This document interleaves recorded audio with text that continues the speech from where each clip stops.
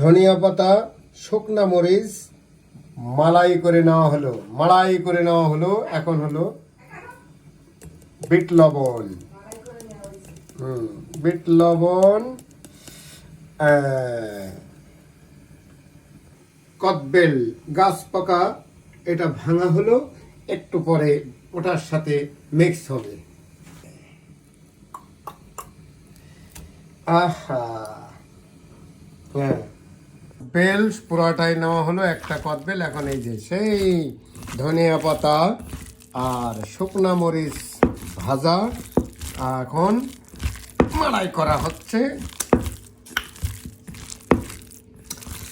এর যে কি সেন্টটা একটু পেট ভরে গেল।